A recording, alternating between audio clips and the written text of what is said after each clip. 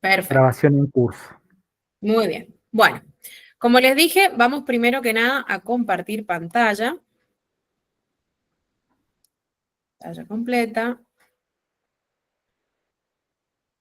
Pero antes de eso, les voy a sacar mi video para no tener inconvenientes con internet. Cuando yo ponga la pantalla completa, por favor, avísenme que ustedes ven mi pantalla. ¿Ven el PowerPoint? Todavía no. Ahora Todavía sí, dice reglamento conjuntos inmobiliarios. Perfecto. Bueno, chicos, como les dije, la clase de hoy va a tratar sobre los reglamentos que se tienen que instituir a los efectos de poder constituir los conjuntos inmobiliarios. No sé si alguno se acuerda algo de lo que hayan visto en reglamento de propiedad horizontal común, que quiera hacer alguna acotación ahora. ¿Qué nos acordamos de esa clase con Irene? Bueno, No nos que acordamos de nada. el reglamento es, ¿cómo se llama? Es lo que se inscribe para, ¿cómo se llama? Para incorporar la propiedad horizontal, para constituir la propiedad horizontal, se inscribe en el registro. A partir de ese Bien. momento, ¿cómo se llama? Nace mejor dicho, nacería, la propiedad estaría afectada a la propiedad horizontal. Bueno, muy bien, muy bien. Vemos que ya algo de todo lo que tenemos que hablar hoy suena, así que me quedo un poco tranquila. Vamos a arrancar entonces. Especial. ¿Cómo? En este caso, pero da lo mismo. Vamos a ver en realidad que el reglamento que vamos a utilizar es muy similar al de la propiedad horizontal común, pero vamos a determinar que hay algunas cláusulas que son necesarias dentro de lo que es el reglamento de la propiedad horizontal especial. Primero hay que definir qué es lo que es un reglamento, ¿sí? A los efectos de que ustedes se puedan meter nuevamente en el estudio de esta figura jurídica. El reglamento de propiedad horizontal especial no es más que normas dictadas con algún fin de organización, y lo que se va a establecer dentro de estas normativas va a ser el régimen de administración y de convivencia de todo lo que es la vida de la propiedad horizontal especial. ¿Cuál es el efecto? ¿Cuál es el fin que tiene el reglamento? Garantizar todos los derechos y también establecer los deberes u obligaciones que todos los propietarios van a tener que cumplir a raíz de este reglamento de propiedad horizontal donde se van a definir. ¿Cuál es el fin último que va a tener el reglamento? Promover siempre una gestión eficiente y armoniosa del consorcio a los efectos de que todos podamos tener una convivencia en paz, tranquila y ajustada a derecho y a lo que se establezca dentro de este reglamento. Dicho esto, tenemos que hacernos algunas preguntitas respecto del reglamento a los efectos de poder meternos en el estudio del mismo. Y siempre son estas preguntas que tienen que estar dando vuelta para ver si realmente hemos entendido o no la figura jurídica. O al menos yo siempre les planteo esta técnica a mis alumnos a los efectos de hacernos preguntas para ver si realmente entendimos o no. Primero hay que plantearnos quién va a ser el reglamento, de quién emana el reglamento. Por otro lado, tenemos que contestarnos la pregunta de decir qué contiene el reglamento. ¿Qué va a dar nacimiento a este reglamento? Este reglamento vamos a estudiar que va a dar nacimiento. ¿Se acuerdan la diferencia entre el derecho de propiedad horizontal y el estado de propiedad horizontal? Sí, exactamente. Cuando se inscribe el reglamento, se da nacimiento al estado de propiedad Muy horizontal. bien. Cuando se vende la primer unidad funcional, a partir de ese momento Nace el nace derecho ahí. de propiedad horizontal. Pero muy bien, muy bien. Esa es la respuesta correcta. Así que felicitaciones al compañero porque ha prestado atención. Por otro lado, ¿para qué más va a servir este reglamento? ¿A quiénes hay que dárselo a conocer? ¿Y por qué tenemos que conocer este reglamento? ¿Para qué nos va a servir este reglamento? Y por último, la pregunta que nos tenemos que hacer, ¿este reglamento siempre va a ser válido? ¿Se vence este reglamento? ¿Se extingue este reglamento? A raíz de todas estas preguntas vamos a tener que empezar a hacernos distintas respuestas. Primero que nada, vieron que acá arriba, no sé si ustedes ven mi mouse, he puesto una serie de personajes a los fines de que nos hagamos la primera pregunta y la podamos contestar. Primero, ¿quién va a realizar el reglamento que va a regir durante toda la vida de la propiedad horizontal especial? Un escribano. Esa es la persona que va a estar legitimada para poder realizar la escritura donde va a estar establecido el reglamento. ¿con qué ustedes se imaginarán que el reglamento, de quién puede llegar a emanar? Es decir, ¿de quién van a salir todas estas ideas del reglamento? De las De los personas. propietarios. Del ¿Cómo? código, De los propietarios. del código. En realidad, quienes van a intervenir en la creación del reglamento No, va a está ser bien, está bien. primero el escribano, por una cuestión de que es la persona autorizada para realizarlo a través de escritura pública. Pero las ideas, ¿de quién podrán ser? Del desarrollador. Del desarrollador, del titular registral del inmueble. El dueño Depende del cómo se esté terreno. gestando esa propiedad horizontal especial y cuáles van a ser los personajes intervinientes. Pero principalmente, quién va a estar legitimado para poder realizar el reglamento y la afectación va a ser el titular registral, ¿sí? Ese reglamento lo que va a contener va a ser toda la vida de la propiedad horizontal, es decir, desde la determinación de la unidad funcional, las partes comunes, las partes privativas y a su vez también todo lo que hace a la vida funcional de la propiedad horizontal especial. ¿Se entiende? Sí. Bien, perfecto. Por otro lado, se va a realizar a través de la escritura pública, como ya les había mencionado con anterioridad, el instrumento jurídico que nosotros utilizamos para realizar el reglamento es la escritura pública. Ojo con esto, porque acá tenemos que hacer una distinción. Una cosa es la afectación, que ya lo vamos a ver un poquito más adelante, y otra cosa es el reglamento. Por lo general siempre se hacen en el mismo acto y son 2 capítulos de la misma escritura, pero la escritura, la escritura de reglamento, que es lo que a nosotros nos compete hoy, tiene la particularidad de ser inscripta en el registro de la propiedad, ¿sí? Esto quiere decir que dentro de lo que es el registro de la propiedad inmobiliaria, nosotros encontramos una copia de todos los reglamentos de cada una de las propiedades horizontales, sean comunes o sean especiales. En ese caso no hay ningún tipo de diferencia entre la PH común y la PH especial. En ambos casos, el reglamento siempre tiene que estar inscrito a los efectos de que cualquier persona tenga la accesibilidad de poder verlo, más allá de que, como dice el artículo 2038, ustedes saben que a la hora de comprar una unidad funcional, sea en la propiedad horizontal común como en la propiedad horizontal especial, el reglamento forma parte del título. Con lo cual, este reglamento no puede llegar a desconocerse por ninguna de las partes que intervengan en alguna negociación jurídica respecto de la unidad funcional, ¿sí? Es decir, forma parte del título suficiente. No solamente vamos a tener que hacer una escritura traslativa de dominio a la hora de comprar, por ejemplo, una unidad funcional en un barrio privado, sino que también vamos a tener que tener un reglamento o copia del reglamento o accesibilidad al reglamento para integrar el título suficiente. Eso es lo que se establece en el artículo 2038, que si bien está dentro de lo que es el título de la propiedad horizontal común, también se aplica dentro de lo que es la propiedad horizontal especial o los conjuntos inmobiliarios. Con la inscripción de ese reglamento dentro de lo que es el registro de la propiedad horizontal, del registro de la propiedad inmobiliaria, tal como dijo acá el compañero, se va a dar nacimiento al estado de propiedad horizontal, ¿sí? Es sumamente importante la inscripción en el registro del reglamento porque justamente le va a dar esta oponibilidad erga omnes. ¿Se acuerdan qué significaba oponibilidad erga omnes? Porque es tan importante para los derechos reales. Terceros, a todos los que no participaron en el, ¿cómo se llama? En la, A todos en los la de la escritura, negociación. en la escritura de la transmisión del dominio. Bien, A bien. todo el resto. Da la posibilidad de conocimiento esta inscripción. No es que damos por sentado de que cualquier persona lo conoce porque está registrado y porque está publicitado en el registro de la propiedad, sino que damos la posibilidad de que cualquier persona que lo quiera conocer lo pueda conocer. Por eso es importante este tipo de publicidad y su gran efecto, que es esta oponibilidad frente a todos del documento que ya está inscrito. Por último, la última pregunta que les había hecho en la diapositiva anterior es si este reglamento se extingue o si muere en algún momento a través de la vida de la propiedad horizontal común o especial. ¿Cuándo va a caducar, a morir, a vencer el reglamento? Cuando muere la misma propiedad horizontal, o la misma propiedad horizontal especial. ¿Se acuerdan que hay distintos factores por los que la PH común o la PH especial puede llegar a terminar o extinguirse? Sí, por supuesto. Uno por acuerdo de asamblea de los propietarios. Y el Claro, otro, que se va a pasar a qué hacer ahí, una desafectación, una ¿o no? desafectación, lógicamente. Correcto. ¿No? Y el otro es que se caiga el edificio. Bueno, en este caso es un poco más complejo en la propiedad horizontal especial, porque no vamos a tener un edificio.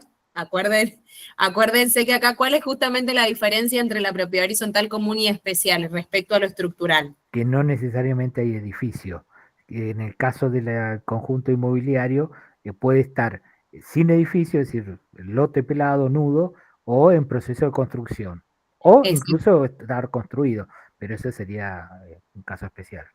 Pero Exactamente. además, pero además en la propiedad, ¿cómo se llama? La parte privativa, la superficie, es propia ¿cómo se llama? Del propietario del inmueble. Exacto. Bueno, muy bien. Veo que acá el compañero estudió un montón, así que la tiene muy clara. No tanto, no tanto. Muy bien, muy bien. Desaprobé. Pero bueno, Una lo más pregunta. importante que entiendan acá es que el reglamento va a morir conjuntamente con la propiedad horizontal especial o con la propiedad horizontal común. Cuando fallezca, digamos, el objeto en sí mismo de este derecho real, va a morir con él el reglamento. No es que se vence o que tenemos que renovarlo o que en algún momento caduca, no. Esto lo aclaro porque por más que parezca una cuestión lógica y obvia, hay mucha gente que se confunde y que cree que es un simple contrato que yo firmo y que yo leo a la hora de comprarlo y que después no tiene más vigencia. Mientras la vida de la propiedad horizontal especial, la propiedad horizontal tenga vida, va a existir el reglamento con el cual nació. ¿Se puede modificar? Sí. ¿Puede mutar? También, pero no va a morir ni va a caducar. ¿Sí? Perfecto. Bien. Hago una pregunta. Dígame. En la primera instancia, donde el escribano tiene la posibilidad de, o mejor dicho, tiene la obligación o la misión de incorporar al título suficiente el reglamento. El Sí. escribano, ¿se puede ir a buscarlo al registro? Cuando va a hacer la compra de alguna Sí, unidad sí, funcional. va a realizar una escritura. ¿Puede Sí, ir a buscarlo en el registro? por lo general puede ir a buscarlo al registro o por lo general el vendedor, que es quien va, el interesado en la venta de la unidad funcional, tiene una copia del Bien, reglamento. ¿Se entiende? eso es verdadero, Sí. pero, ¿cómo se llama? En muchas ocasiones el vendedor, el escribano o la Ujú. escribanía dice, bueno, pásenme el reglamento, Ujú, sí. pero en ese caso no estaría de alguna manera no revisando los títulos, no No, revisando no, las fuentes originarias. de todas maneras, a ver, el hecho de que cuando va a hacer un negocio jurídico, una compra, por ejemplo, o en este caso la adquisición de una parcela dentro de un conjunto inmobiliario, el escribano tiene la obligación de realizar todo el estudio de título y hacer el correlato Ah, de que toda perfecto. la documentación, que eso es una obligación que tiene el escribano, o sea, antes de hacer cualquier tipo de transferencia o cualquier tipo de acto jurídico respecto de una unidad funcional, tiene la obligación de hacer el estudio de título. En este caso, ¿qué es lo que va a estudiar? Porque, por ejemplo, puede ser que la compra que la venta se haga con el escribano que no intervino en la confección del reglamento, porque cualquier escribano podría Lógicamente, intervenir en el acto jurídico, por ejemplo, de compraventa. Si es claro. otro escribano, va a pedir obviamente toda la documentación. Dentro de la documentación que va a precisar va a ser justamente una de ellas el reglamento, porque tiene que verlo, estudiarlo y obviamente que tiene que hacer el correlato de ver si está inscripto, dónde está inscripto, hacer mención en la nueva escritura traslativa de dominio de ese reglamento que está inscrito en el registro de la propiedad bajo el asiento número tanto. O sea, el correlato lo tiene que hacer el escribano y es una obligación que él tiene como funcionario público el de estudiar todos los títulos hasta llegar, digamos, hasta cerciorarse de que lo que va a transmitir es real. Ellos, acuérdense, Por es qué hago esa pública. pregunta? Sí. Porque ha habido, esto es comunicación oral, no tengo ningún certificado de esto. Ha habido barrios que ha habido una primera etapa y una segunda etapa. Sí, Y a la hora ¿cómo se llama? De afectar a la segunda etapa, sí. ¿no? Y es del mismo barrio que está cercado, etcétera, etcétera, ¿cómo se llama? Hubo un cambio en el reglamento. Entonces, de la unidad 1 a 10 tienen un reglamento y de la unidad 11 a 20 tienen otro reglamento, porque No, algunos detalles menores, pero en el fondo es otro reglamento, ¿no es cierto? de todas maneras, a ver, cuando hay algún tipo de modificación en el reglamento, se tiene que hacer de la misma manera que se hizo el reglamento original, a través de escritura pública y se tiene que inscribir en el registro, ¿sí? El hecho de que haya una modificación del reglamento no es algo que puede pasar desapercibido. Tiene que haber una comunicación entre todos los copropietarios, porque aparte vamos a ver que dependiendo cuál es la cláusula que se va a modificar, es la mayoría que vamos a necesitar. Por ejemplo, me voy a adelantar un poco en lo que ya venimos conversando y me adelanto un poco en la clase. Cuando vamos a modificar una cláusula estatutaria, que son aquellas que tienen un contenido netamente patrimonial, por ejemplo, una cláusula respecto del incremento o no de alguna expensa respecto de alguna unidad funcional, que por X causa se quiere modificar el porcentaje que tenga que pagar de expensas. En ese caso, el código mismo nos da nos da la obligación, en realidad, de llamar a asamblea, y en esa asamblea tiene que darse una unanimidad respecto de la votación para el cambio de esa normativa en el reglamento. ¿Se entiende? Es decir, Perfecto. el hecho de que se modifique, primero hay que ver cuál es el tipo de cláusula que se va a modificar, para ver cuál es el tipo de mayoría, porque a través de las mayorías es justamente ver el consentimiento de la mayoría o no. No pueden regir dos reglamentos dentro de una misma propiedad horizontal especial, distinto. No, el último reglamento es el último que va a tener vigencia, el anterior va a quedar obsoleto, ¿sí? Salvo que no hayan reglas que estén contradictorias, que puedan convivir unas con otras, ¿se entiende? Sí, perfectamente, pero el caso que presento es sencillamente de que dentro de un mismo cerramiento, sí, pero está constituido todo como una misma propiedad horizontal especial. No, Bueno, eso es distinto. Ahí está. Eso es distinto. Hay un solo ingreso, hay un único ingreso, hay un único cerramiento, pero son dos propiedades, de dominios previos que se inscribieron en distintos momentos y de distintos, bueno, se afectaron a la misma vez. Ya vamos a ver un poquito más adelante que dentro de lo que es la normativa de los conjuntos inmobiliarios cabe la facultad de, por ejemplo, darse entre dos conjuntos inmobiliarios contiguos algún tipo de servidumbre, que en este caso se podría haber constituido, por ejemplo, una servidumbre de tránsito, si quieren utilizar el mismo espacio para ingresar. Ahora, si son dos conjuntos inmobiliarios distintos, por más que estén dentro del mismo cerramiento, van a tener dos reglamentos distintos. Y en ese caso pueden convivir perfectamente. Cada uno respecto de la parcela donde compró va a ser el reglamento que se va a tener que ajustar. ¿Se entiende? Perfecto, clarísimo. Bien. Ahí tenemos que ver en realidad cuál es la naturaleza jurídica del objeto. Es decir, ahí vuelvo a lo mismo para que quede en claro la duda del compañero y repasando un poco lo que estamos hablando. Si hablamos de un mismo conjunto inmobiliario, es decir, un mismo barrio privado o un club de campo, por ejemplo, hablemos del club de campo. Si el club de campo se nació con 3 hectáreas y tiene un reglamento para esas 3 hectáreas y después contiguamente hay otras 5 hectáreas que van a nacer como otro conjunto inmobiliario, por ejemplo, Club de Campo 2, número 2, puede tener otro reglamento y no ser el mismo conjunto inmobiliario que el primero, ¿se entiende? Independientemente de que son dos conjuntos inmobiliarios de que pueden compartir los mismos amenities, por ejemplo. Eso vamos a ver cómo están después dadas las prestaciones entre unos y otros, cómo es el régimen ahí respecto de los pagos, etcétera. Pero nacen jurídicamente como dos objetos distintos. Uno como Club de Campo 1, otro como Club de Campo 2. Dos conjuntos inmobiliarios distintos, por eso hay dos reglamentos distintos. ¿Se entendió? Perfecto. Clarísimo. Bien, avanzamos entonces. Vamos a volver un poquito para atrás y como les dije, acá vamos a empezar a hacer un análisis pormenorizado de lo que va a ser la primera instancia respecto de lo que es la afectación y en segunda instancia todo lo que hace al reglamento. Cuando ustedes vean una escritura donde esté establecido el reglamento de propiedad horizontal especial o el reglamento de conjuntos inmobiliarios, van a ver que en el primer apartado, por lo general, o en el primer capítulo, se habla de la afectación. En la afectación, el legitimado para poder afectar la propiedad de ese dominio común a propiedad horizontal especial va a ser el titular registral, donde de él van a emanar todas estas voluntades a los efectos de poder afectar ese inmueble al régimen de propiedad horizontal especial. Una vez que se haya realizado la afectación, recién ahí vamos a pasar a hacer la redacción del reglamento. Básicamente, ¿qué es lo que va a contener el reglamento?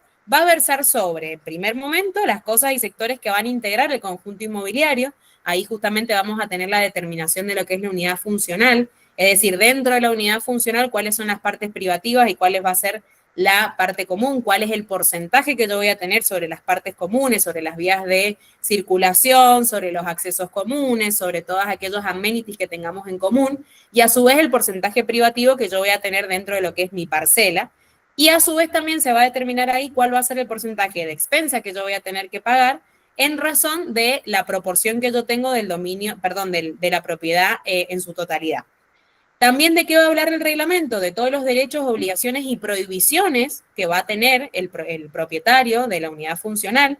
También dentro del reglamento vamos a ver todo lo que hace a la organización de la persona jurídica. ¿Se acuerdan cómo se constituía la persona jurídica en la propiedad horizontal común? ¿Cuáles eran sus órganos? Y acá vienen ustedes justamente a trabajar. asamblea, La asamblea, el administrador administrador y el y el consejo consejo. propietario. Muy bien.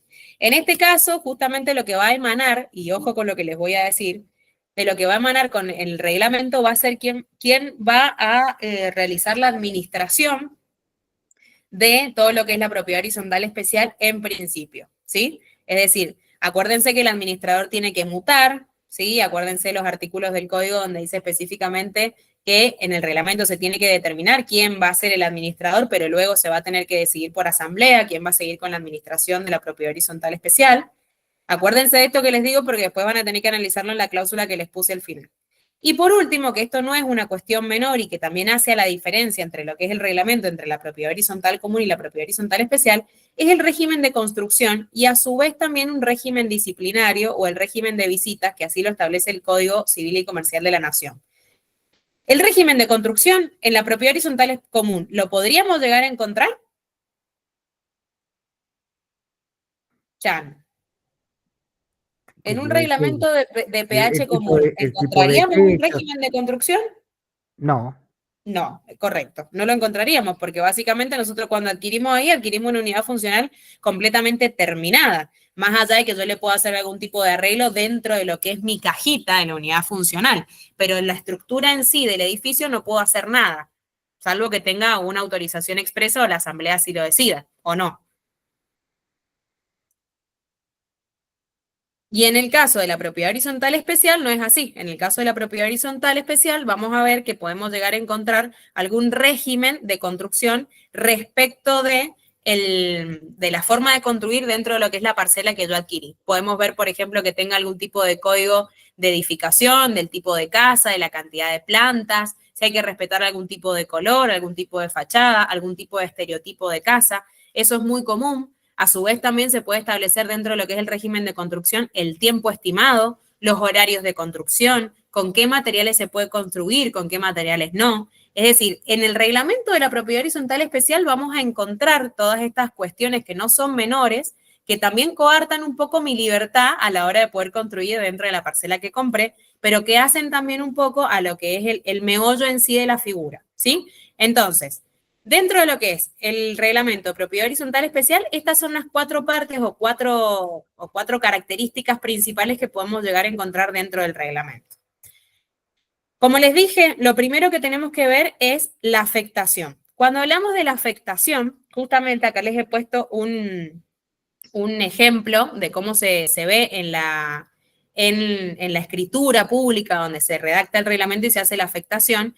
Y donde se va a hacer la afectación se hace una descripción del inmueble, la subdivisión y el plano de cómo va a estar dividida la propiedad horizontal especial y el anticipo de voluntad respecto de lo que va a ser la confección del reglamento.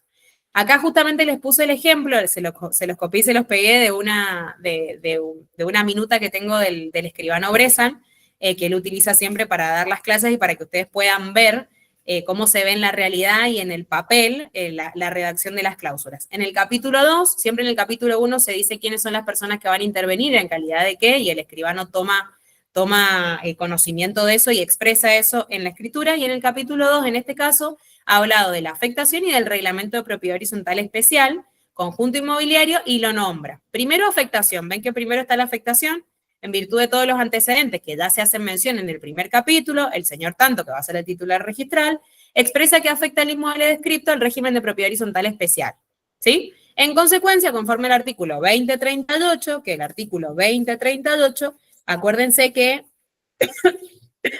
habla de la constitución de la propiedad horizontal común, ¿sí? Ahí es justamente donde el artículo 2038 nos dice que el titular del dominio o los condóminos en su defecto deben redactar a través de esta escritura pública el reglamento de la PH, ¿sí?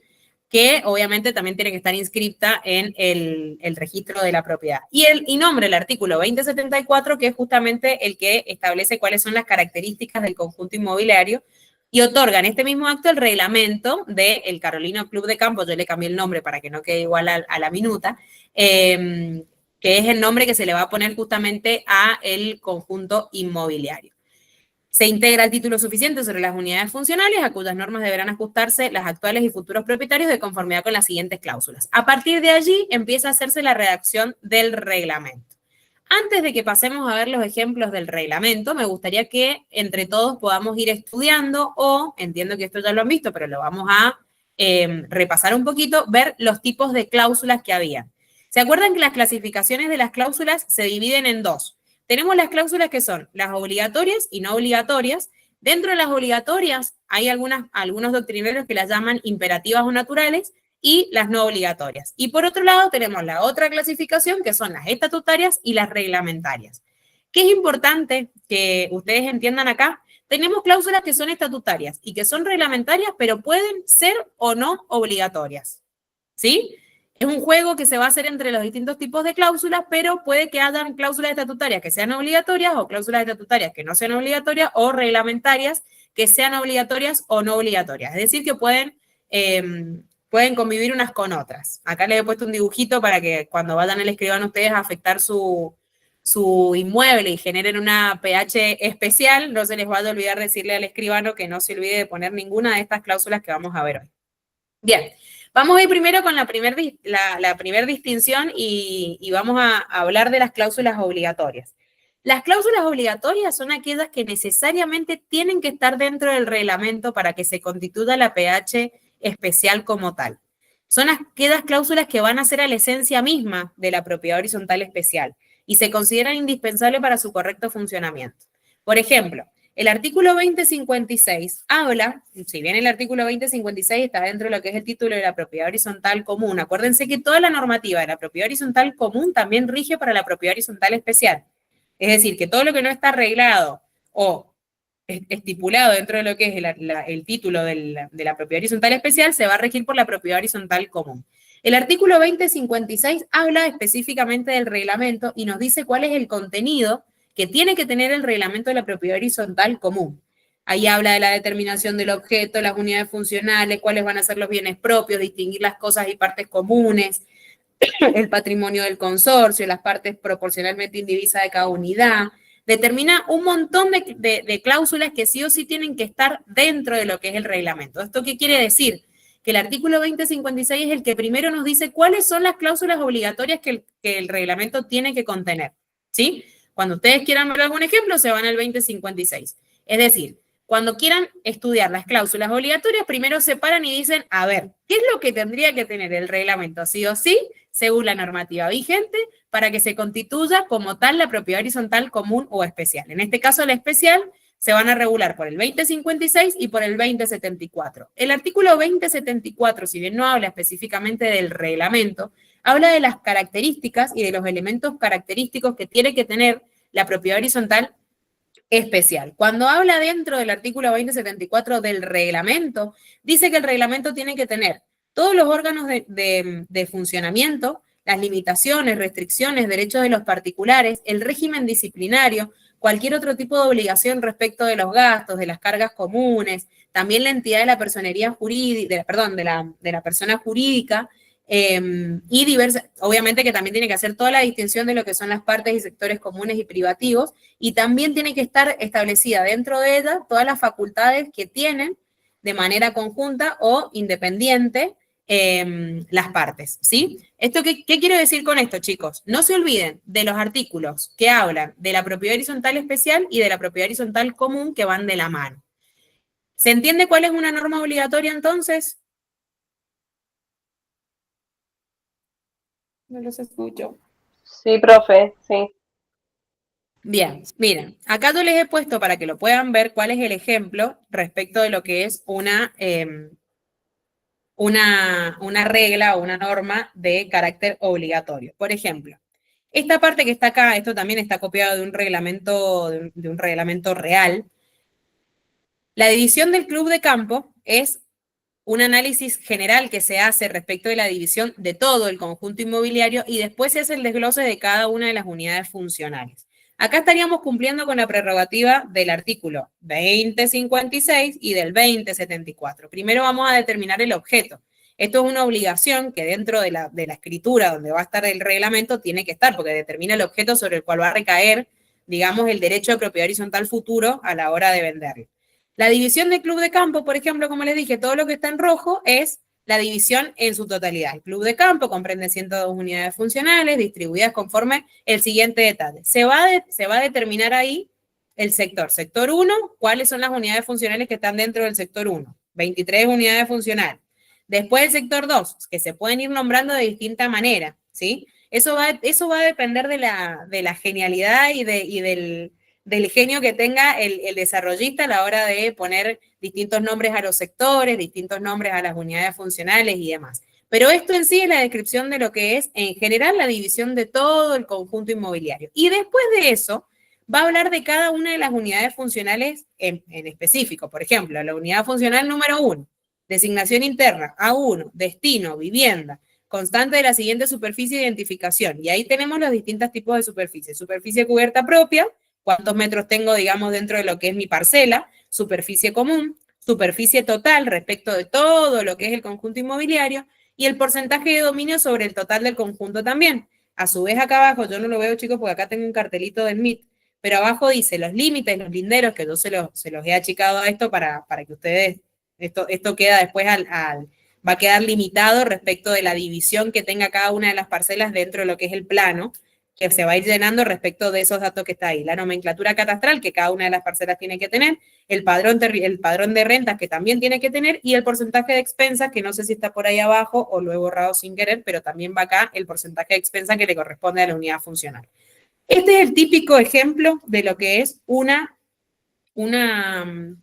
cláusula obligatoria. Sí o sí tiene que estar en el reglamento porque básicamente va a determinar el objeto sobre el cual va a recaer el derecho de propiedad horizontal especial.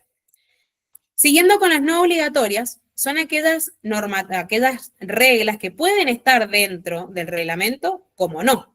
Van a nacer no por una cuestión imperativa de la ley que nos dice cuáles son las reglas, que sí o sí tienen que estar dentro del reglamento, sino que nacen de la voluntad de las partes. Es decir, que el desarrollista puede decir, bueno, en este conjunto inmobiliario, por ejemplo, vamos a tener un régimen respecto de la tenencia de mascotas. Yo les he puesto ejemplos acá que pueden estar como no estarán. No ser obligatorias, no necesariamente tienen que estar dentro de lo que es perdón, me estaba sonando justo el celular.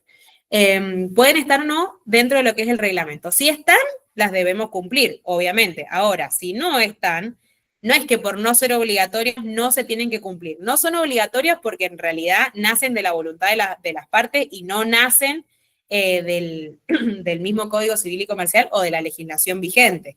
Si nacen de la voluntad de las partes y está dentro del reglamento, las tenemos que cumplir y no las podemos desconocer. No se confundan con esto de, no son obligatorias, entonces no las tengo que cumplir. No, no son obligatorias porque no nacen de la ley, pero si están dentro del reglamento, las tengo que cumplir, ¿sí?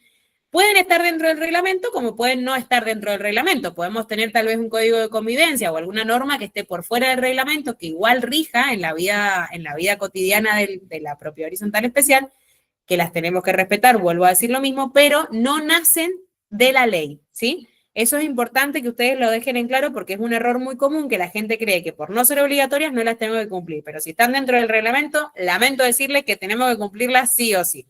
Acá les puse un par de ejemplitos, por ejemplo, la tenencia de mascotas, estos son ejemplos de que puede llegar a estar redactado así en el reglamento o no. Tenencia de mascotas, se permite, por ejemplo, la tenencia de animales domésticos, siempre que no superen 2 ejemplares por unidad funcional y que no generen ruidos, olores o riesgo para los vecinos. Queda prohibida la cría con fines comerciales, por ejemplo. El parking en espacios comunes, la recolección de residuos, todo lo que hace, digamos, a las normas más de convivencia, puede que el desarrollista lo instrumente dentro del reglamento como puede que no. Ahora, si están, las vamos a tener que respetar. Esto siempre queda a la libertad, queda abierto a la libertad de las partes, a las libertades y al ingenio mismo de quien esté redactando el reglamento y de las normas y las pautas que se quieran establecer dentro del reglamento de la propiedad horizontal especial que se va a generar. Porque, por ejemplo, puede pasar que tengamos desarrollos inmobiliarios que hablemos de más de, no sé, 100 unidades funcionales, pero también hay conjuntos inmobiliarios que nacen y que tienen, por ejemplo, 3 parcelas afectadas al sistema de propiedad horizontal especial. Entonces, cuando por lo general son barrios más chicos, también dentro del mismo reglamento, para que nadie lo pueda llegar a desconocer, se establecen algunas de estas cláusulas que hacen a la convivencia misma de 3 parcelas, que pueden llegar a ser parcelas chicas, grandes, no importa, pero es un conjunto inmobiliario tal vez más chico y ya se deja establecido, digamos, las normas de convivencia dentro del mismo reglamento.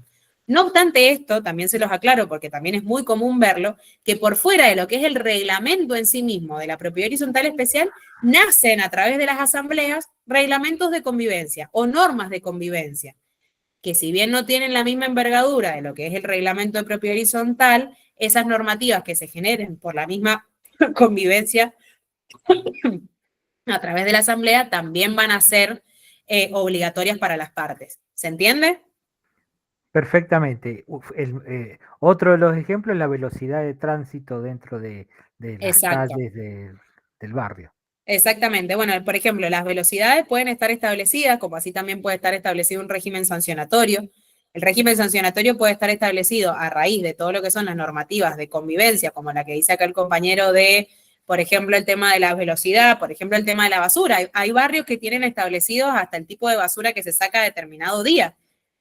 Y eso también se tiene que cumplir. Y si no se cumple, también puede acarrear algún tipo de multa respecto del incumplimiento de esa normativa. Y tal vez estas normas no están dentro del reglamento, pueden venir de un código de convivencia que se arme con posterioridad a través de la asamblea, pero también lo voy a tener que cumplir. Si están dentro del reglamento, van a ser inoponibles para cualquier persona a través de todas las transmisiones habidas y por haber de la unidad funcional. Y si están por fuera, no significa que no las tenga que cumplir, las tengo que cumplir igual, pero no necesariamente tienen que estar dentro del reglamento de propiedad horizontal cuando lo vaya a constituir. ¿Sí? Perfecto. ¿Avancemos? Bien.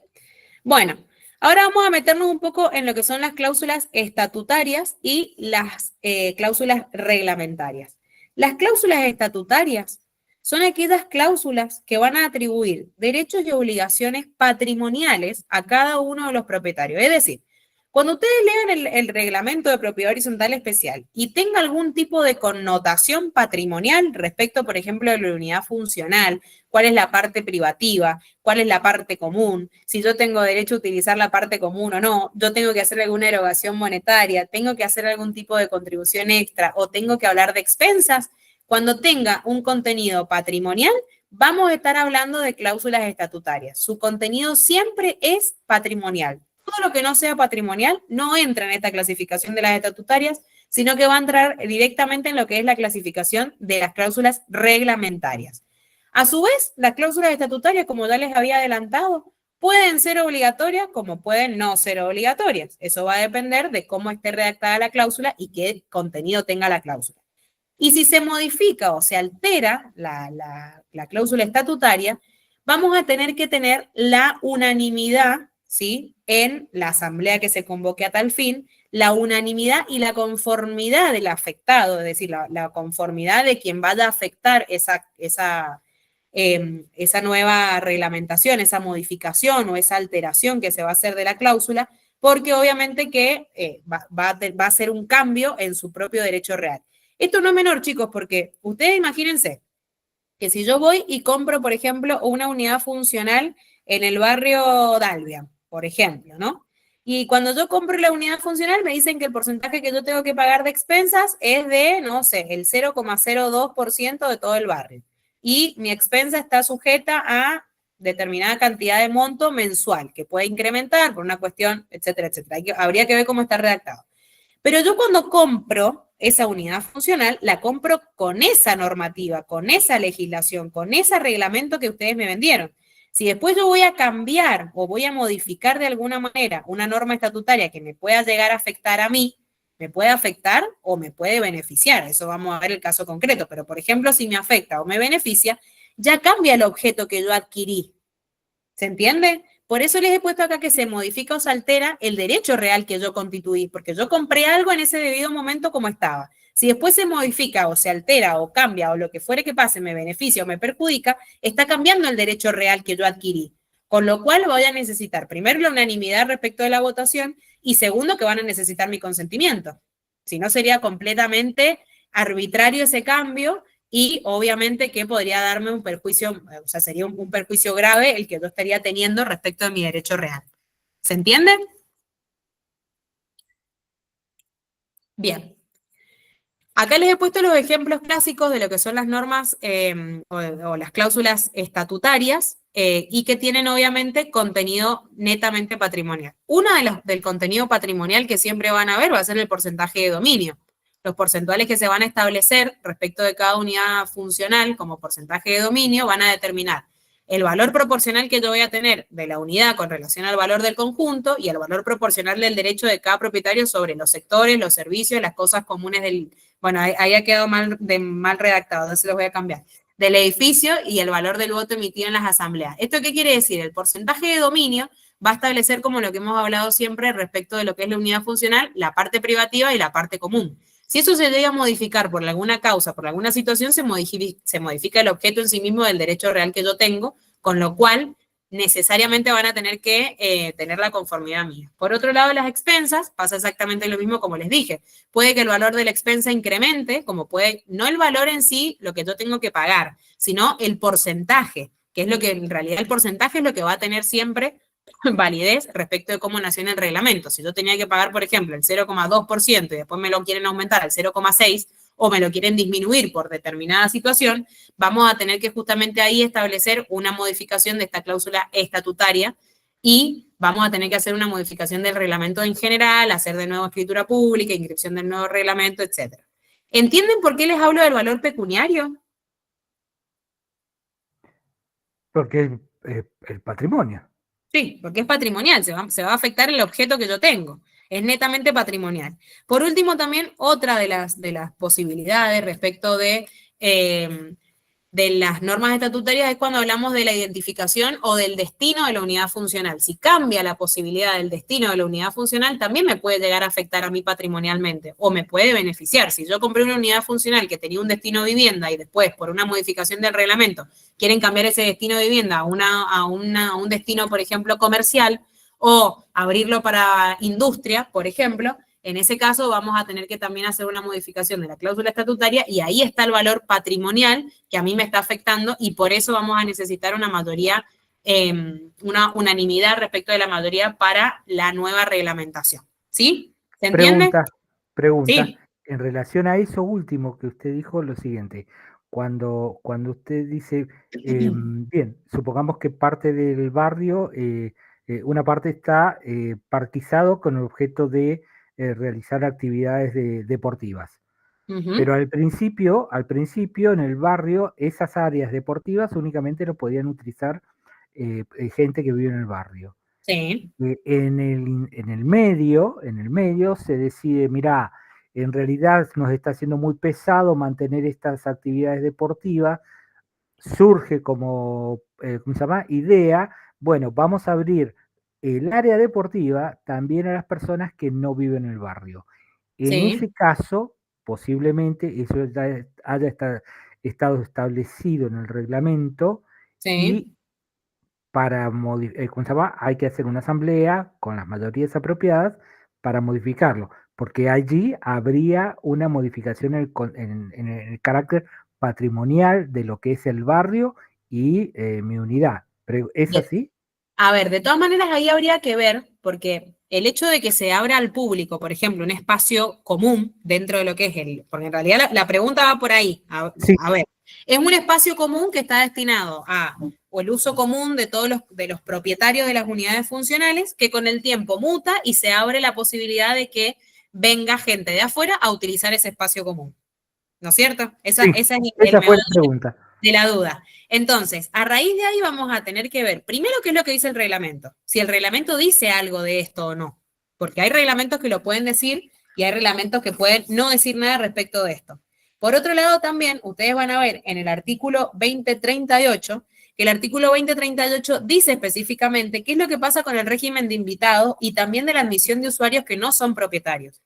Si algo se dice respecto de el uso de estos espacios comunes dentro del reglamento, tendremos que estar a lo que dice el reglamento. Es decir, si lo permite, el reglamento dice, bueno, el consorcio lo que va a hacer es sacar una utilidad económica, por ejemplo, nos van a pagar determinada cantidad de plata por mes porque van a utilizar ese espacio común por 2 horas a la semana, por ejemplo. En ese caso, se podría como subarrendar, digamos, el espacio común siempre que tenga la conformidad de todos. ¿Sí? Al margen de esto, hay que ver cómo está redactado en el reglamento. Si el reglamento da lugar o no da lugar, y si da lugar en la medida que dé lugar, ¿sí? Si se llega, por ejemplo, si en el reglamento nada se dice se puede llegar a dar algún tipo de modificación a futuro, o si el reglamento no lo permite y ahora todos los propietarios quieren permitir eso, ahí tendríamos que hablar de un cambio de reglamentación, ¿sí? Y en ese caso estaríamos hablando de una cláusula en realidad. No termino de convencerme que sea netamente estatutaria, porque en realidad el carácter de común de la cosa no va a cambiar. Es simplemente la utilidad. ¿Se entiende? Perfecto. No es que va a mutar, no es que vamos a perder nosotros valor sobre el espacio común, valor en cuanto al porcentaje que yo tengo del espacio común. ¿Me seguís? Sí. Sino más bien respecto de lo que es la utilidad del espacio común. Entonces, en ese caso habría que redactar, ver primero qué es lo que dice el reglamento sobre justamente el uso de usuarios no propietarios, y en el caso de que no se diga nada, se podrán establecer nuevas normativas, ¿sí? Y si se dice algo y no lo permite, podemos modificar el reglamento a los efectos de que se permita, ¿sí? Claro. En ese caso, como les digo, no va a mutar el porcentaje común que yo tengo. Bueno, no me va a modificar mi porcentaje. No modificaría nada. La pregunta no apunta a esa modificación, que es clara como usted la expuso. El punto es que una cosa es que un barrio sea exclusivo, sí. Otra cosa es a nivel patrimonial individual de cada uno de los propietarios, y otra cosa es que el barrio sea semiabierto. Bueno, es que volvemos, ahí lamentablemente vamos a tener que estar a la naturaleza misma del barrio del que estemos hablando. Porque, por ejemplo, qué sé yo, se me ocurre en este momento, Dalvian, hay determinadas prestaciones que da que solamente son para sus usuarios y no permite gente de afuera. El club de campo permite jugar al golf. Claro, el club de campo, por ejemplo, exactamente, el club de campo sí permite, por ejemplo, utilizarlo. La bachería también. La bachería también, exactamente. Hay varios barrios privados que tienen una determinada actividad deportiva, por ejemplo, en los que se permite el ingreso de extra de usuarios que no son propietarios. Pero lamentablemente no hay una respuesta concreta, porque tendríamos que ver cómo está redactado el reglamento, porque hay muchos desarrollistas que tienen la mirada puesta allí. Es decir, por ejemplo, un club de campo donde haya una actividad específica, por ejemplo, se me ocurre el polo, que hayan 2 canchas de polo en el medio del barrio privado y que van a darle utilidad a esas canchas de polo para que determinada persona pueda venir a jugar, no necesariamente los propietarios, porque por ahí tal vez hay algún propietario que no le interese el polo y que no juega al polo, pero hay mucha gente de afuera que quiere utilizar las canchas y se permite. Eso lo vamos a tener que ver en el reglamento inicial, y si se quisiese cambiar a futuro, tendríamos que someterlo justamente a una votación a los efectos de ver el uso de ese espacio común. Ese es el tipo de fenómeno que se presenta con los cambios generacionales dentro del barrio. Una cosa es que el barrio nació con esas características, entonces la mayor parte de la gente que se fue a vivir ese barrio, quería esas facilidades, esas amenities. Pero después cambia generacionalmente 20, 25 años después y se transforma completamente entre las personas que son usuarios de esos amenities y las personas que no. Entonces, ese cambio generacional que se da en los barrios es real, de alguna manera genera estas modificaciones y, como usted dice, hay que revisar el reglamento, ¿no? Lamentablemente, para poder ahí ver si se permite, no se permite, o si se imaginó o se dijo algo en su debido momento, hay que analizar el reglamento en cada barrio puntual para ver cuál es la plataforma fáctica desde ahí, ¿se entiende? O sea, ver qué es lo que está establecido y en base a eso modificar, crear o cambiar. Pero no hay una respuesta concreta, porque en realidad volvemos a lo mismo, esto queda supeditado a la voluntad de las partes al momento de generar el reglamento. Así que habría que estudiar el caso concreto. La idea es no poner eso en el reglamento de propietarios, sino ponerlo en el reglamento de convivencia de manera que sea más fácil. De todas maneras, el artículo 2038 lo permite. O sea, el artículo 2038 dice que puede establecerse dentro del reglamento justamente la extensión del uso y del goce de los espacios o instalaciones comunes a las personas que vayan a integrar no solamente el grupo familiar del propietario, sino también a invitados, o se pueden admitir usuarios que no son propietarios y que nada tengan que ver con el barrio, con el conjunto inmobiliario. Clarísimo, gracias. Bien, perfecto. Bueno, sigamos entonces con la exposición. Ya vamos a hablar un poco más en profundidad de esto que estábamos hablando con el compañero. Tenemos entonces la primera clasificación en obligatorias y no obligatorias, y la segunda clasificación respecto de aquellas que son normas que son estatutarias y reglamentarias. Dentro de lo que son las reglamentarias, vamos a hablar que son toda la normativa que no tenga contenido patrimonial es reglamentaria. Es decir, que se va a definir por defecto las normas reglamentarias, las cláusulas reglamentarias. Pueden o no ser obligatorios, como igual que las estatutarias, y lo que hacen en realidad las reglamentarias hacen a la convivencia normal y cotidiana del conjunto. Por ejemplo, una normativa respecto de una norma, dentro del reglamento que hable, por ejemplo, de los horarios de construcción. Por eso les he puesto todo esto acá. Otra puede ser, por ejemplo, una norma que haga a lo que hacen los ruidos entre los vecinos o los horarios en los que se puede salir con los animales a dar una vuelta, sacarlos a hacer sus necesidades, su paseo, etcétera, etcétera. Todas estas normas que hacen a la convivencia normal y cotidiana de todo el conjunto inmobiliario hacen a lo que son las cláusulas reglamentarias.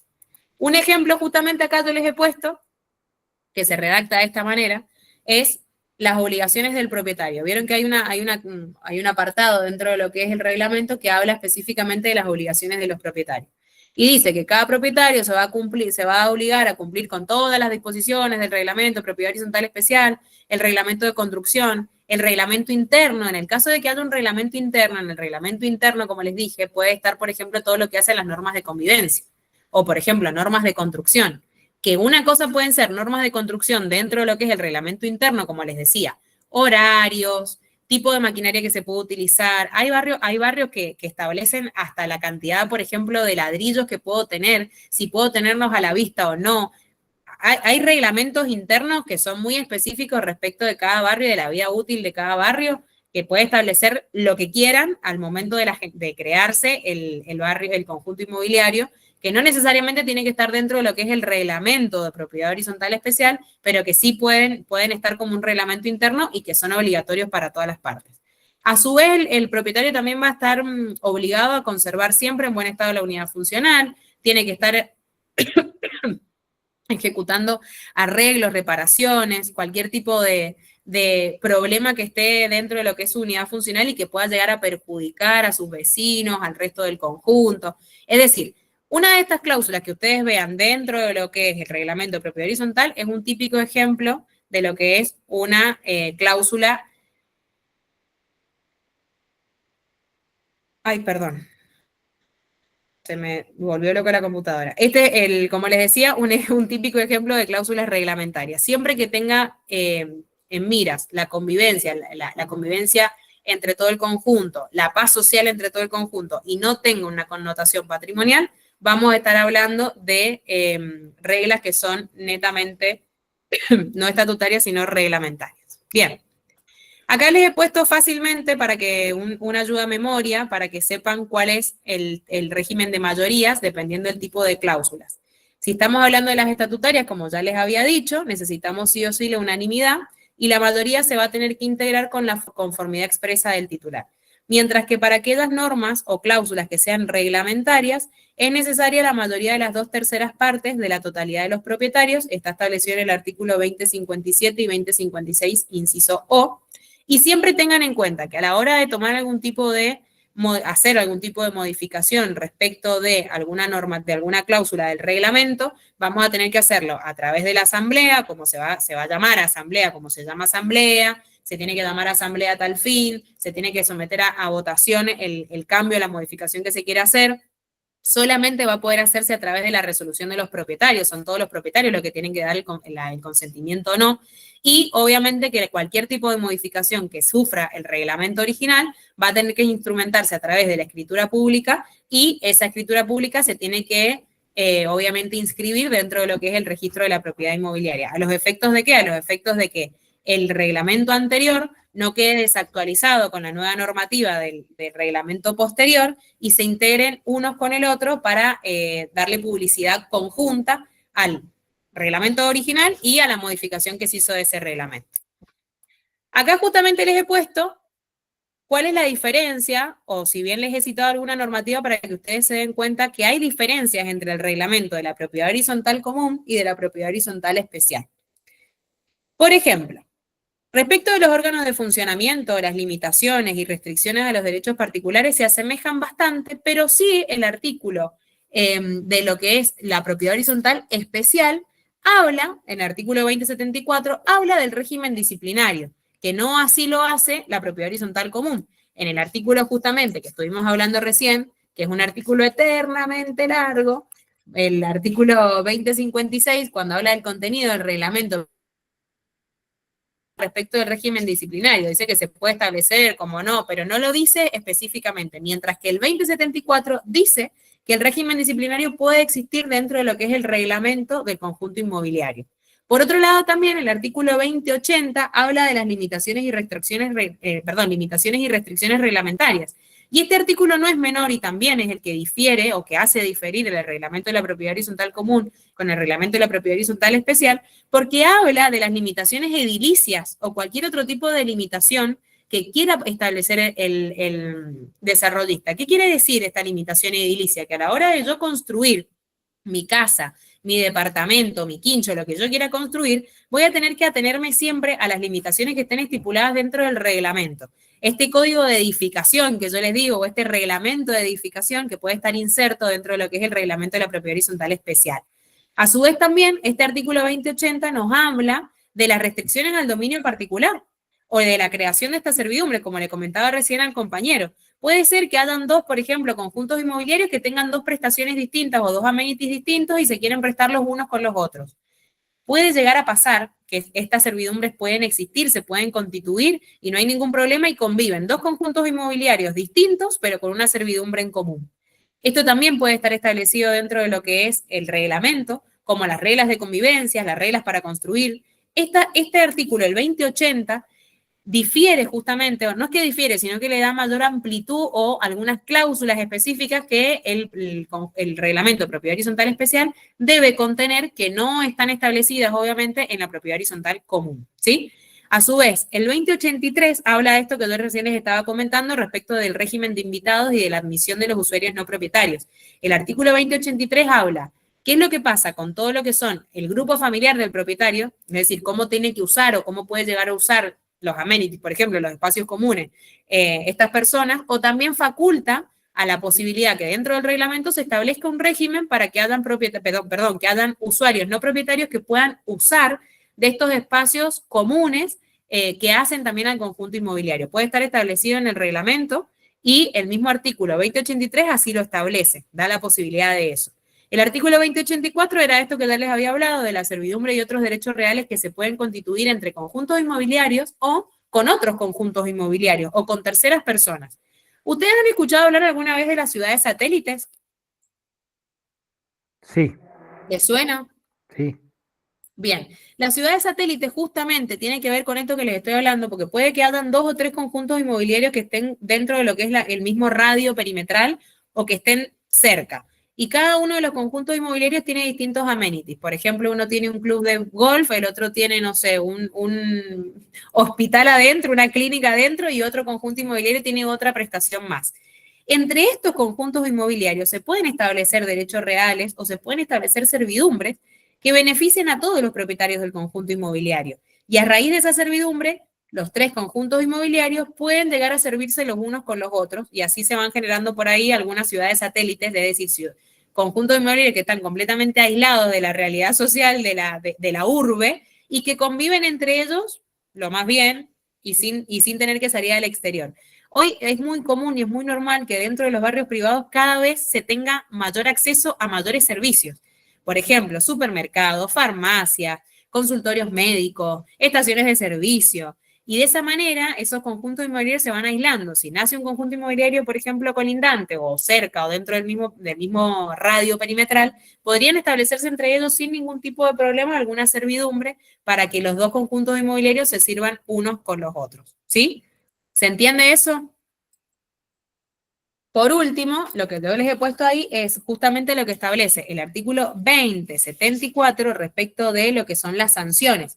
El mismo artículo 2074 establece que el reglamento, debería establecer un régimen disciplinario y a su vez se relaciona o se correlaciona con el 2086 que habla justamente de las sanciones, que dice que aquellas conductas que sean graves o reiteradas de los titulares de unidades funcionales que sean violatorias al reglamento de propiedad horizontal, pueden llegar a facultar al consorcio de propietarios a aplicar algún tipo de sanción que también esté prevista dentro del mismo reglamento, ¿sí?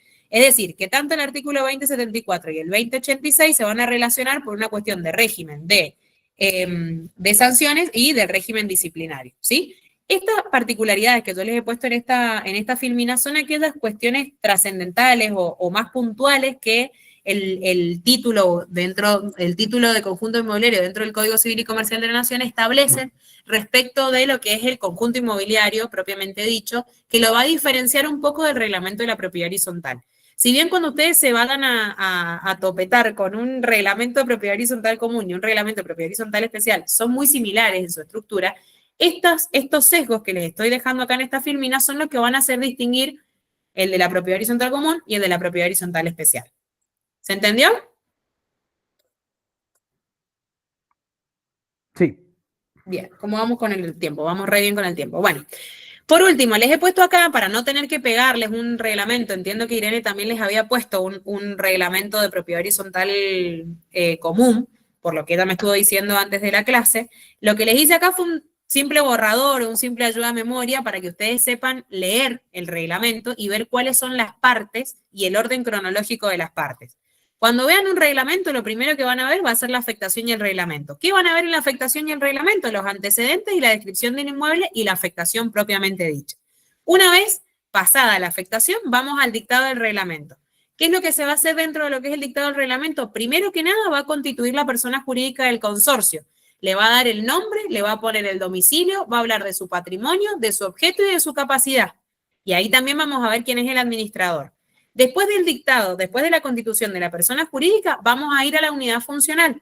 ¿Se acuerdan que primero les mostré en la filmina donde hablamos de lo que son las cláusulas obligatorias, donde hablamos de la descripción del inmueble?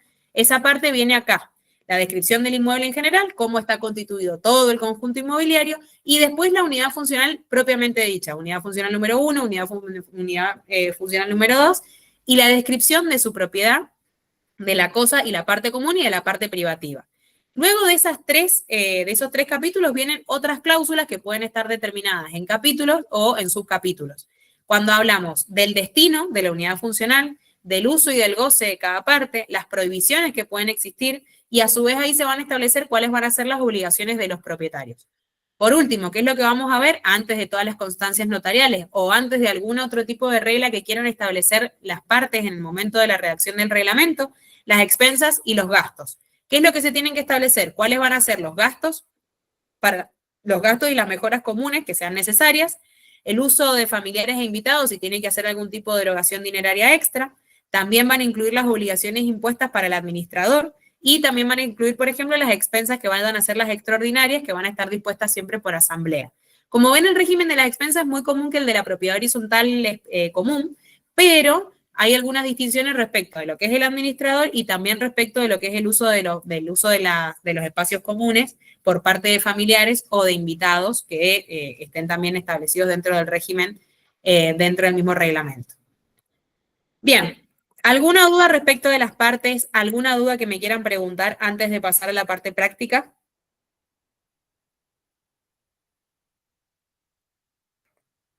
No por ahora. Bien. Espero que no sea el único que está prendido en mi clase, el compañero acá. Bueno, miren, acá les he puesto dos articulitos de una escritura de reglamento, en la cual ustedes van a tener que leer las cláusulas, determinar si en alguna de ellas hay algún tipo de error y fundamentar si encuentran el error, qué error es el que tienen y por qué dicen que está ese error, qué es lo que dice la normativa vigente respecto de el error que puedan llegar a encontrar en las dos, en una o en ninguna. Ahora les voy a dejar de compartir pantalla y me van a ver de nuevo aquí. ¿Me ven ahora? Perfecto, ahí veo las manitos porque recién no podía ver nada. Y ahora les voy a mandar, si quieren, por el chat. Vamos a hacer captura acá. Bueno, ¿se entendió? ¿Tienen alguna duda? ¿Quieren hacerme alguna pregunta? Profe, entonces el reglamento de pH especial es muy parecido, o sea, es casi el mismo que el de pH común. es casi el mismo. La diferencia que se establece es básicamente respecto de la determinación de las unidades funcionales, obviamente que tiene que tener un objeto distinto, y vamos a ver obviamente la diferenciación respecto de lo que es el régimen de construcción, cómo tiene que hacerse la construcción, el régimen disciplinario y también la facultad que tienen de establecer esto del régimen de invitados, de admisión de usuarios no propietarios, etcétera. Hay que ver el reglamento específicamente, pero el código lo faculta a establecer todas estas normativas, que si bien en el código, en el título del conjunto del reglamento respecto al conjunto de propiedad horizontal común, perdón, no dice nada, se podría establecer, pero bueno, en la propiedad horizontal especial el código dice que lo puede establecer específicamente, ¿sí? Esa puede llegar a ser la distinción entre uno y otro. De por sí, miren, yo acá les voy a abrir uno. Esperen que no puedo. A ver. Ahí pueden ver mi ventana. Ahí está apareciendo. Ahí Bien. se apareció. Y a ver esta. ¿Pueden ver esta? Ahí la cambié. ¿Resolvemos tarea? No. A ver, volvemos al mismo. Eso me pasa cada vez. A ver, ahí está. Bien. Vamos de nuevo.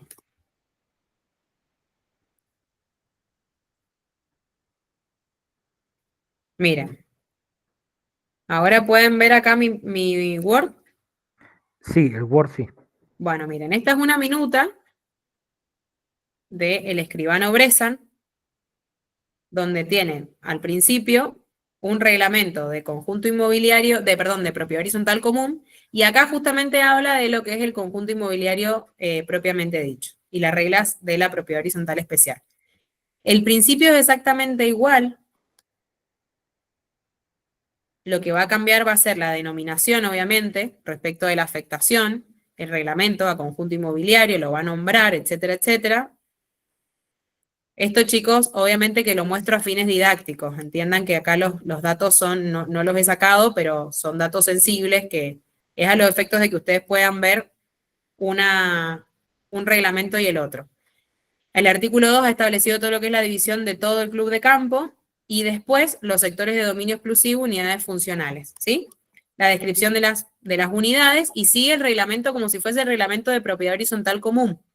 Es decir, no hay una mayor distinción entre un reglamento y otro, sino que cabe la posibilidad de que dentro de lo que es el reglamento de la propiedad horizontal especial tengamos estas distinciones respecto del régimen de construcción, de cómo tiene que estar la unidad funcional, si tiene que estar semi-construida o no tiene que estar construida, o en cuánto tiempo se tiene que construir, bajo qué reglamentación se va a construir, cuál va a ser el código de edificación. Es decir, el código nos da la posibilidad de establecer todo eso dentro del mismo reglamento, que no lo dan la posibilidad del reglamento de la propiedad horizontal común. ¿Se entiende?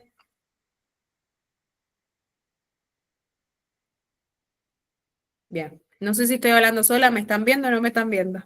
No, sí, Bien. se ve, Sí, se ve. profe, Perfecto. también. Mil disculpas. No, está bien. A ver, vamos a ir ahora a la parte práctica.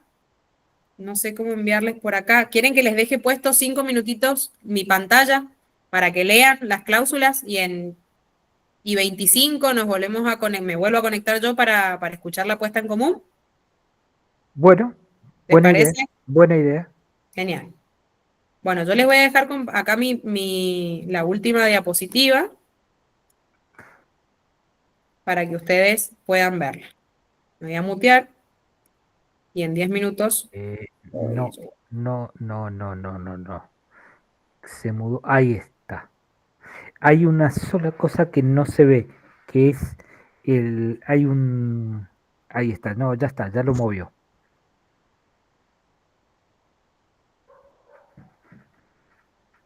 Está bien, suficiente.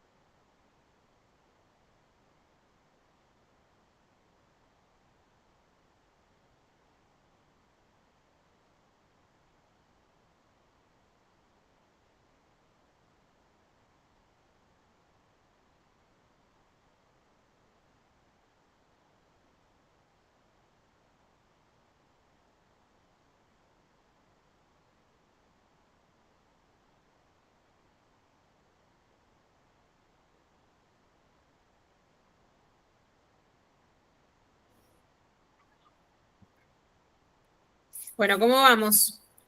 ¿Pudieron verlo? Sí, sí. Bien. Bueno, a ver, ¿quién se anima a empezar? Yo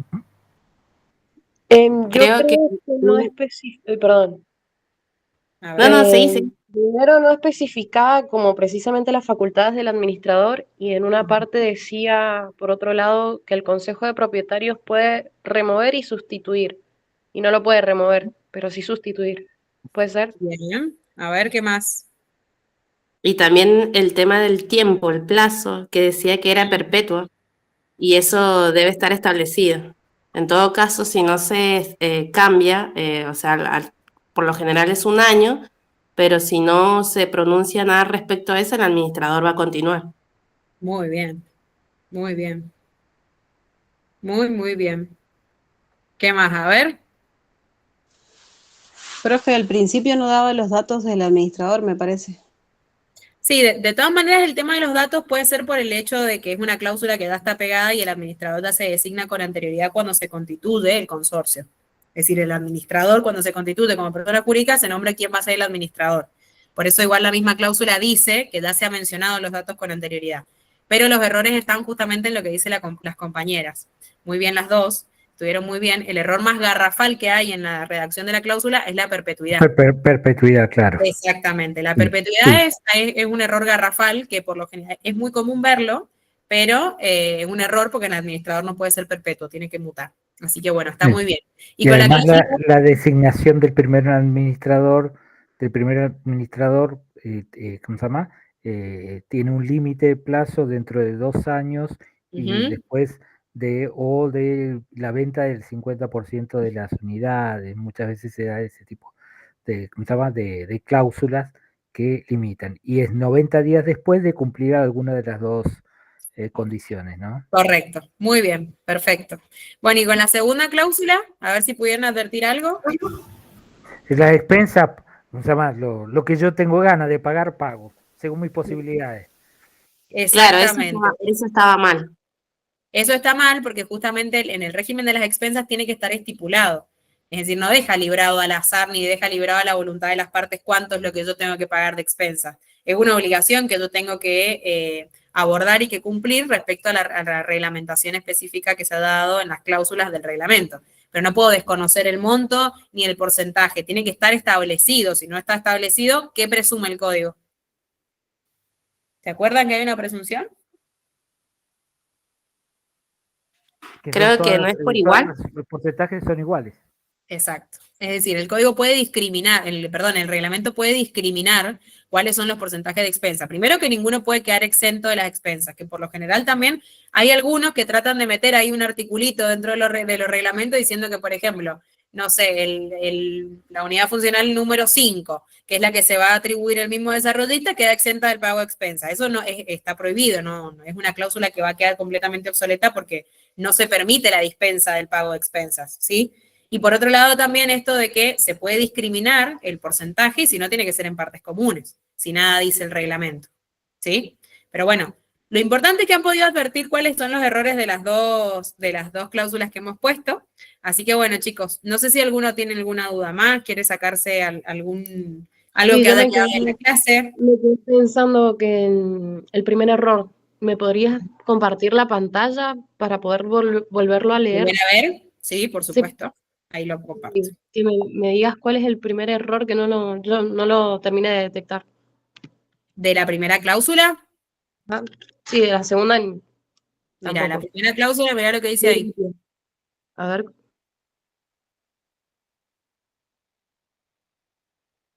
Y de la segunda cláusula, ¿cuál es el error? Perdón. lo que está marcado en celeste. Ah, bien. Y por otro lado, mira la segunda cláusula, que es lo que dice respecto del pago de las expensas comunes, ordinarias y extraordinarias. ¿Lo ven? Perfecto, sí, ahí lo entendí. Bien.